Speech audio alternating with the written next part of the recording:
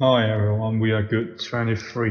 In the coming few minutes, we are going to show the urban dynamic of the housing situation in Hong Kong in a pre and post pandemic view, the housing problem in Hong Kong, and the solution to it.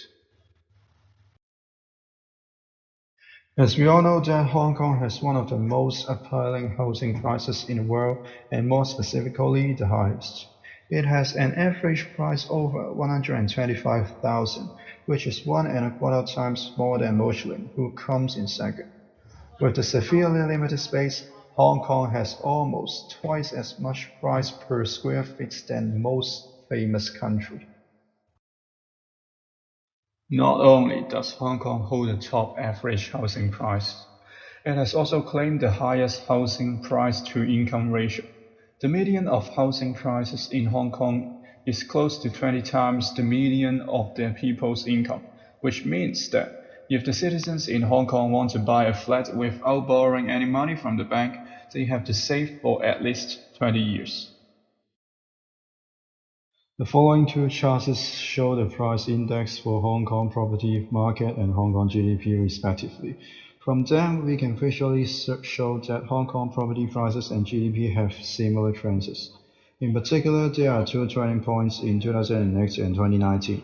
In 2008, due to the Asian financial crisis, there was a significant impact on Hong Kong local finance, while house prices experienced a small decline that year. After that, the sweeping COVID-19 caused the perennial steady GDP growth to take its most significant dip in 10 years, while house prices in Hong Kong also stagnated in subsequent 3 years. This reflects that the close link between Hong Kong economy and housing prices, and shows that the COVID-19 affects the housing market.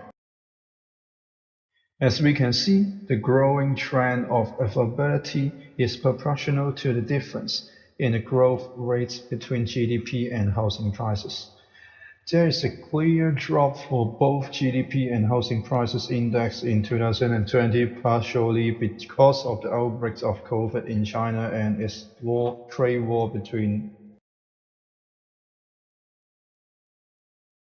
with US. Okay, let's look at the following graph. This graph visually represents that when the number of COVID cases increases, Hong Kong's housing prices decrease accordingly.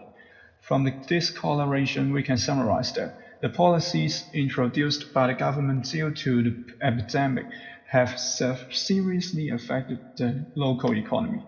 Both the tourism and service sectors have suffered a considerable negative impact, which has led to steady decline in the economy of Hong Kong and hence the fall in property prices.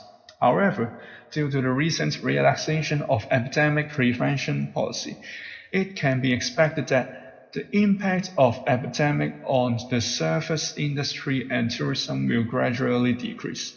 The housing market in Hong Kong will grow steadily again in the future.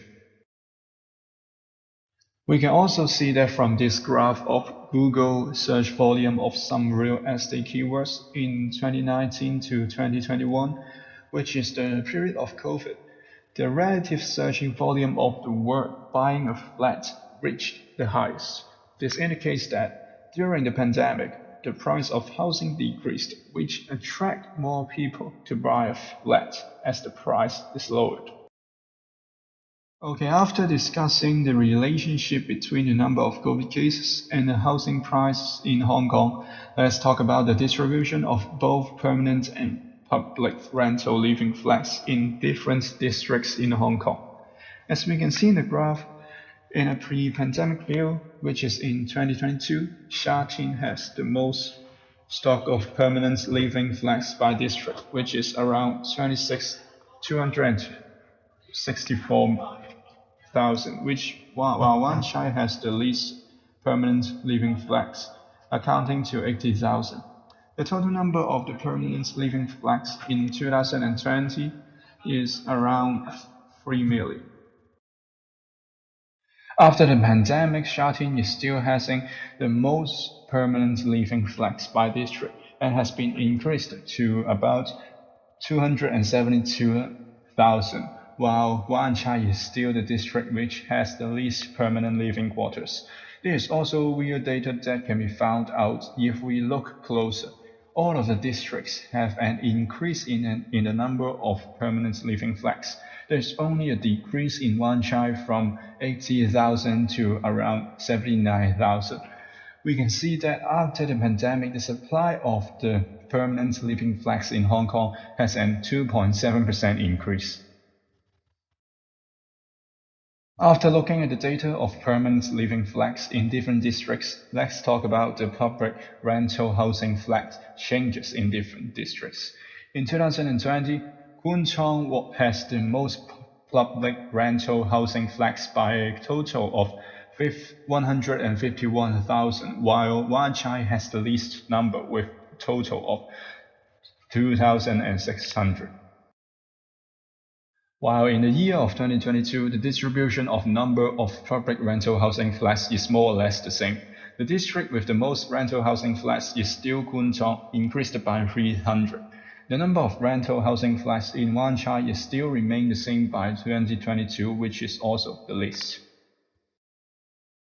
While according to the reports from the Long-Term Housing Strategy Steering Committee in 2021, it stated that the target for the increase in housing supply per year was around 13,000.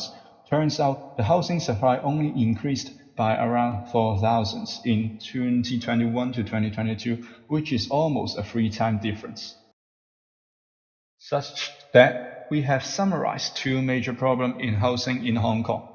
First, the soaring property prices and a lack of affordability for middle and low-income residents. Second, insufficient supply for public rental flats for grassroots residents. So, how can we tackle this problem exactly? First, government can start by streamlining the approval processes for land and housing development to reduce the time required for land development, environmental assessment, and writing reports. Second, the government should also work with private developers to coordinate the reclamation works and urban planning, while the urban planning and land deeds processes can also be simplified. Third, government should also develop more brownfield sites, release ancestral hosts for use, utilize the excessive land on golf courses, develop agricultural land in new territories through public-private partnerships, speed up the redevelopment of public housing, and develop the traditional housing. This policy can help the future us to have the ability to purchase a flat in Hong Kong. Thank you.